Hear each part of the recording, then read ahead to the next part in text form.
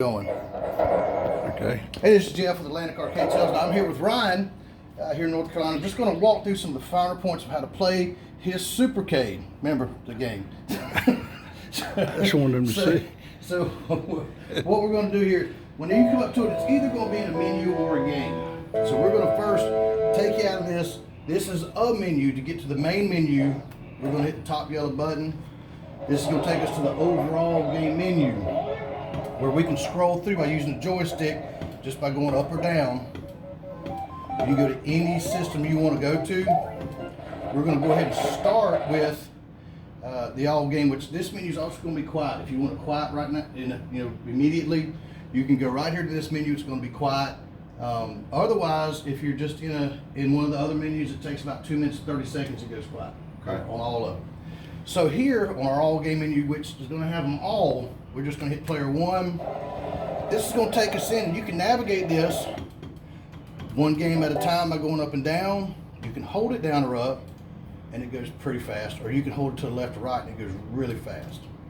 Right. And once again, all games are in here. I tell folks, it may take you a while to find your game in this menu.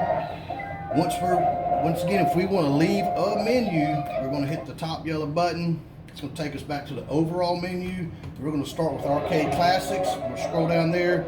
We're going to hit the player one button. And now we're in Arcade Classics. We're going to scroll up or down. And so we're just going to go to Street Fighter. To play, to load it, we're going to hit player one. It takes, just like if you turn on the original game, this is how they come up. And for the overwhelming majority, they're the original ROMs and some of this stuff. Just they call it emulated. Okay. So once you see the game loaded up, with all arcade games, we're going to have to credit them, but we're not going to use the coin door. We're going to use this button on the front right here. So we're going to use this button. We're going to push it, and then we can now go up here. We can hit player one, player two, anything we want to hit. We can get into play. Anytime we want to exit a game, we're going to hold down player one, and you'll hear the sound stop or the screen stop, and then you know to let up. So we're going to hold it down. It's like 2 seconds. And now you're right back to this menu. We can now scroll around, find something else we want to play, whatever it may be.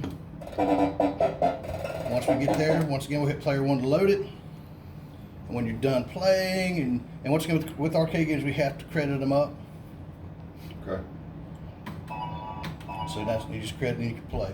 So once again, to leave, we're going to hold down player one, let go. Now we want to get back to the overall menu, so we're going to hit the top yellow button. Takes us right back here, and now we're going to go play a console game. So the kids love Nintendo. We're going to hit player one to load Nintendo. And once you're here, you can just find whatever it is you want to play. You're going to do the same thing. You're going to hit player one to load. You need to get both the screen and the control panel kind of like this. Here you go. There you go.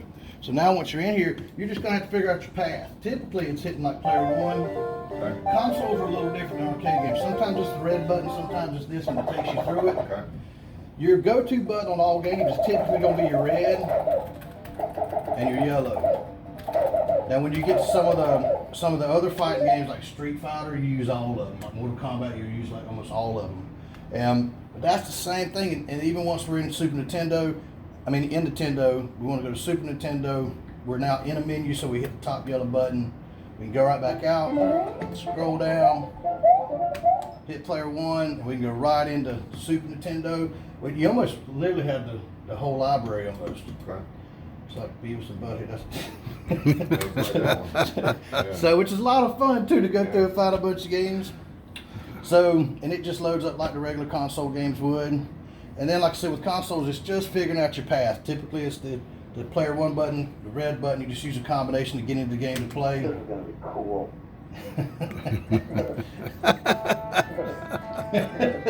So anyway, so once again, to get out, we're going to hold down player one.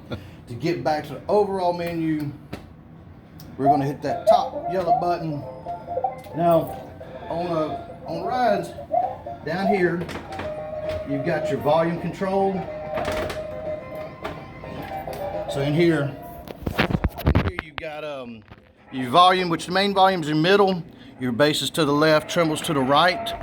There is also another cutoff inside to the right. There's a power strip right here, and you can turn off this light and other stuff if you wanted to, or the monitor and stuff. But you'll hear, as long as that back power supply is on back here, this is your 200 watt power supply. There's a switch down here to turn it off and on. And if you, with kids, with some of these consoles, one of the glitches that we've had that's supposed to be corrected on the next update is if they just kind of smashing buttons, sometimes it'll go to a menu. The easiest way to correct that is just to turn it off and back on. It just takes right back off. And so that's what we have. And turned out to be a great looking cabinet. Love the graphic package. You know, the last 6 I've done been that graphic package. Great. So y'all, if you have any problems over here at Ryan's, don't hesitate to give me a text, give me a call at 843-450-0171.